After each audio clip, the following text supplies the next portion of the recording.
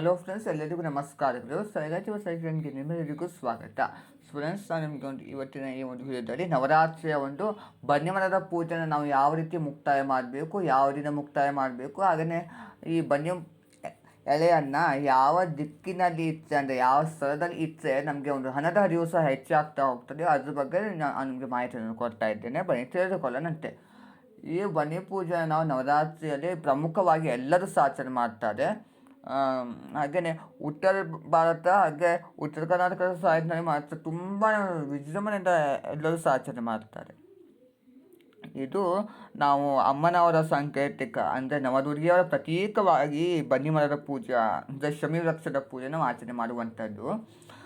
ಇದನ್ನು ನಾವು ಯಾವ ದಿವಸ ನಾವು ಮುಕ್ತಾಯ ಮಾಡಬೇಕು ಅನ್ನೋದಾದರೆ 2 ದಿವಸ ಸಹ ನಾವು ಮುಕ್ತಾಯ ಮಾಡಬಹುದು. ಅಂದರೆ ಮಹಾನವಮಿ ಈ ಸಹ ನಮಗೆ 1ನೇ ತಾರೀಕು ಅಕ್ಟೋಬರ್ ಬಂದಿರುವಂಥದ್ದು. ಹಾಗೆಯೇ ವಿಜಯದಶಮಿ ನಮಗೆ 2ನೇ ತಾರೀಕು ಗುರುವಾರ ಅಕ್ಟೋಬರ್ ಬಂದಿರುವಂಥದ್ದು.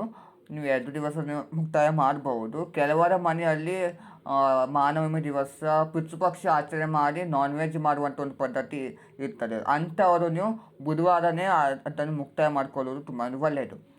ನಿಮ್ಮಲ್ಲಿ ಪಿತೃಪಕ್ಷ ಆಚರಣೆ ಮಾಡಲ್ಲ, ನಾವು ಒಂದು ನವರಾತ್ರಿ ಪೂಜೆನೇ ಮಾಡ್ಕೊಳ್ತೀವಿ ಅನ್ನೋದಾದರೆ 2ನೇ ತಾರೀಕು ನೀವು ವಿಜಯದ ಒಂದು ಡಿಸೆಂಬರ್ ದಿವಸ ನೀವು ಅದನ್ನು ಮುಕ್ತಾಯ ಮಾಡಿ, ತುಂಬ ಒಂದು ಒಳ್ಳೆಯದು. ನಾವು ವಿಜಯದಶಮಿ ದಿವಸ ಮುಕ್ತಾಯ ಮಾಡಿದರೆ ಇದು ತುಂಬಾ ಒಳ್ಳೆಯದು. ಯಾಕೆಂದರೆ ಎಲ್ಲ ರೀತಿಯ ಒಂದು ಸಿದ್ಧಿಗಾಗಿ ಹಾಗೆ ನಮ್ಮ ಸಂಕಲ್ಪ ಸಹ ಈಡೇರಿಸಿಕೊಳ್ಳಲು ನಾವು ವಿಜಯದಶಮಿ ಪೂಜೆ ಮಾಡಲೇಬೇಕು. ಸಹ ಕಾರಣಕ್ಕೆ ಆವತ್ತಿನ ದಿವಸ ನೀವು ಮುಕ್ತಾಯ ಮಾಡಿದರೆ ಇನ್ನೂ ತುಂಬಾ ಒಳ್ಳೆಯದು. ಪಿತೃಪಕ್ಷ ಆಚರಣೆ ಮಾಡುವುದಾದರೆ ನೀವು ಮಹಾನವಮಿ ದಿವಸ ನೀವು ಬೆಳಿಗ್ಗೆನೇ ಪೂಜೆ ಮಾಡಿಕೊಂಡು ಅದನ್ನು ಮುಕ್ತಾಯ ಮಾಡಬಹುದು. ಪೂಜೆ ಮಾಡುವಂಥ ಒಂದು ಸಮಯ ಅನ್ನೋದಾದರೆ ನೀವು ಗುರುವಾರ ಅಥವಾ ಬುಧವಾರ ಮುಕ್ತಾಯ ಮಾಡಿದರೆ ನೀವು ಬೆಳಿಗ್ಗೆನೇ ಬ್ರಾಹ್ಮಿ ಮುಹೂರ್ತದಲ್ಲೇ ಈ ಮುಕ್ತಾಯದ ಪೂಜೆಯನ್ನು ಮಾಡಬೇಕು. ಸ್ವಲ್ಪ ಬೆಳಿಗ್ಗೆನೇ ಎದ್ಕೊಂಡು ಪ್ರಸಾದ ಎಲ್ಲ ಸಿದ್ಧತೆ ಮಾಡಿಕೊಂಡು ನೀವು ಬೆಳಿಗ್ಗೆನೇ ನೀವು ಪೂಜೆಯನ್ನು ಮಾಡಿಕೊಂಡು ನೀವು ಮುಕ್ತಾಯ ಮಾಡಬೇಕು. ಯಾವ ರೀತಿ ಪೂಜೆ ಮಾಡಬೇಕು ಅನ್ನೋದಾದರೆ ನಾನು ತಿಳಿಸ್ಕೊಡುವಂಥ ಒಂದು ಪೂಜಾ ವಿಧಾನ 2 ದಿನಕ್ಕೂ, ಅಂದರೆ ಬುಧವಾರ ಹಾಗೆಯೇ ಗುರುವಾರಕ್ಕೂ ಸಹ ಸೀಮಿತವಾಗಿರ್ತದೆ. ಬೆಳಿಗ್ಗೆನೇ ಎದ್ದು ನೀವು ಕೂಡ ಸ್ನಾನ ಮಾಡಿಕೊಂಡು ಒಂದು ಪ್ರಸಾದವನ್ನು ಸಿದ್ಧತೆ ಮಾಡಿಕೊಳ್ಳಿ.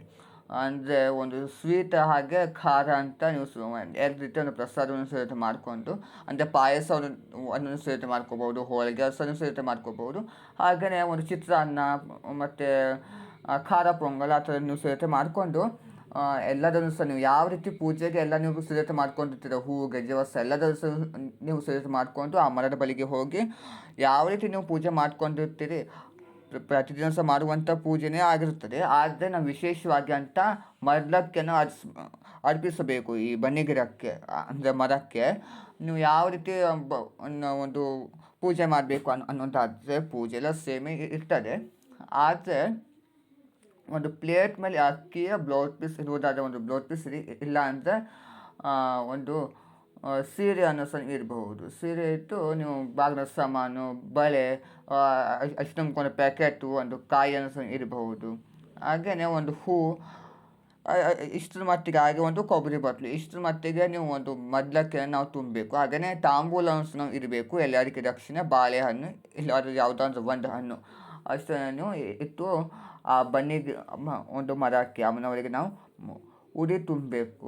ಹಾಗೆ ಕೆಲವರು ಸೀರೆ ಸಹ ಉಡಿಸ್ತಾರೆ ಬನ್ನಿ ಮರಕ್ಕೆ.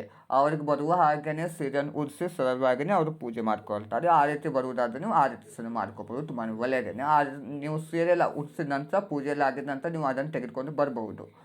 ನೀವು ಪ್ರಸಾದವನ್ನು ಇಟ್ಟು ನೀವು ಪೂಜೆ ಎಲ್ಲ ಮಾಡಿಕೊಂಡು ನಂತರದಲ್ಲಿ ನೀವು ಅಲ್ಲಿ ಎಷ್ಟು ಜನ ಬಂದಿರ್ತಾರೋ ಅವರಿಗೆ ಒಂದು ತಾಂಬೂಲ ಕೊಡುವಂಥದ್ದು ತುಂಬ ಒಂದು ಒಳ್ಳೆಯದು. ಕೊನೆ ದಿವಸ ಅಲ್ವಾ, ಸಾಕಾಗಕ್ಕೆ ನೀವು ತಾಂಬೂಲಕ್ಕೆ ಏನೇನು ಕೊಡಬೇಕು ಅನ್ನೋದಾದರೆ ಎಲ್ಲರಿಗೆ ದಕ್ಷಿಣೆ ಬಾಳೆಹಣ್ಣು, ಹಾಗೆಯೇ ಒಂದು ಬ್ಲೌಸ್ ಪೀಸು, ಅಷ್ಟು ನಂಬ್ಕೊಂಡು ಪ್ಯಾಕೆಟು, ಬಳೆ ಅಷ್ಟನ್ನು ಕೊಡೋದು ತುಂಬ ಒಂದು ಒಳ್ಳೆಯದು. ಇಲ್ಲವರೆ ನಿಮಗೆ ಏನಾಗ್ತದೋ ಅಷ್ಟು ಮಟ್ಟಿಗೆ ನೀವು ಕೊಡಿ. ಎಲ್ಲರಿಗೆ ದಕ್ಷಿಣೆ ಬಾಳೆಹಣ್ಣು ಇಷ್ಟು ಕೊಟ್ಟರೆ ಸಹ ಆಗ್ತದೆ, ಏನು ತೊಂದರೆ ಏನಿಲ್ಲ.